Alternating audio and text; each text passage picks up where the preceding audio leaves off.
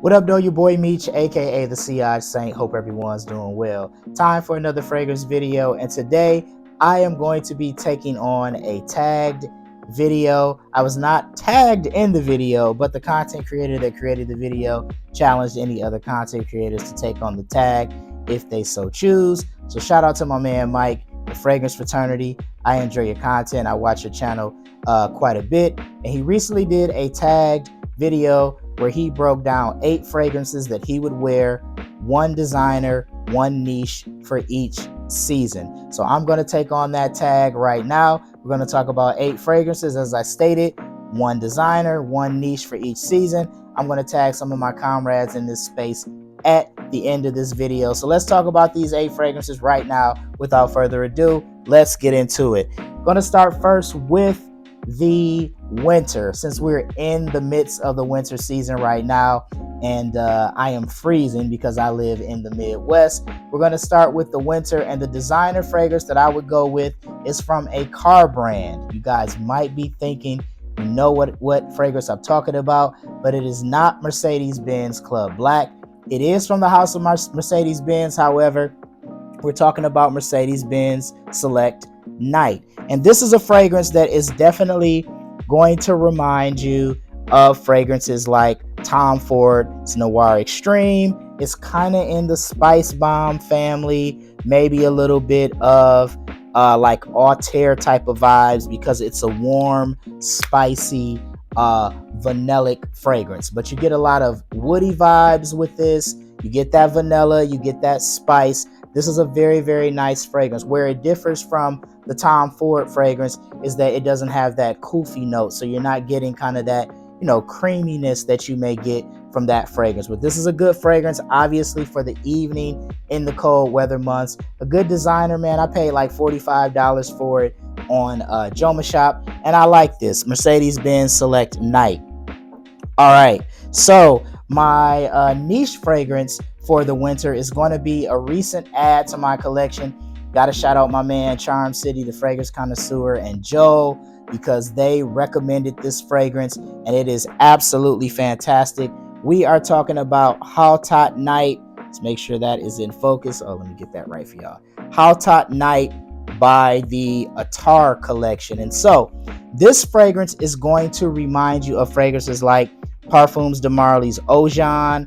It's also going to remind you a bit of Angel Share. So think Angel Share, because I've never smelled Ojan. So think Angel Share, but kind of with a cherry note added to the fragrance. So you get this, spicy, vanillic fragrance with a cherry note. This doesn't list any boozy accords, but I do get a booziness with this fragrance. This really shines, that cinnamon really, really shines on my skin with this fragrance. I recently wore this. I had a holiday dinner the Sunday before Christmas at my house, and this was my scent of the day. Lasted a long time. It's a really, really good one. Middle Eastern niche house, the Attar collection, and this is Hot Hot Night.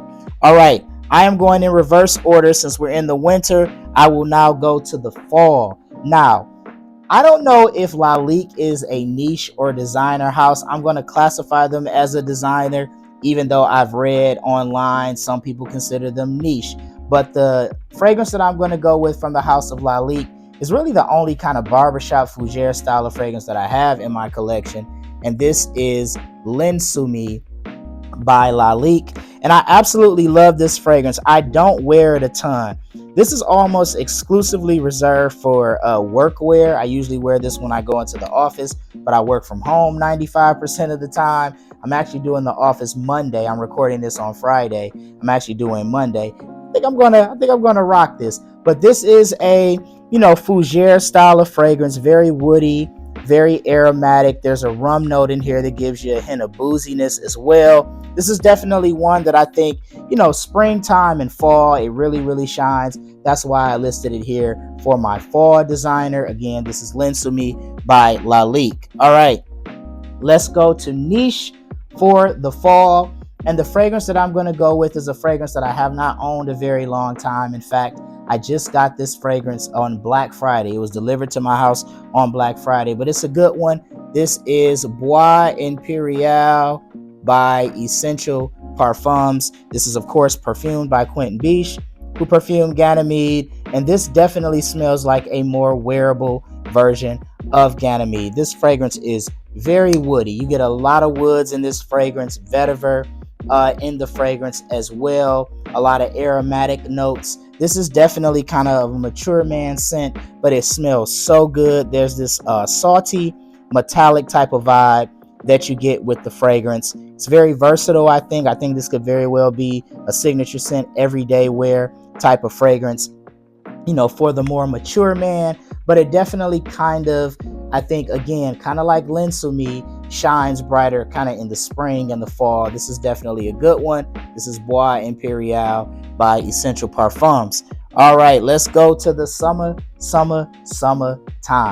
And one of my favorite fragrances to rock on the designer side in the summer is Brioni Eau de Parfum Eclat.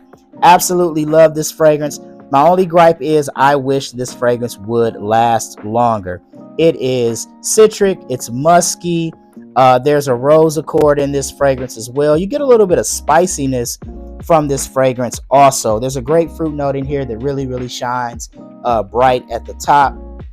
Absolutely love the way this smells.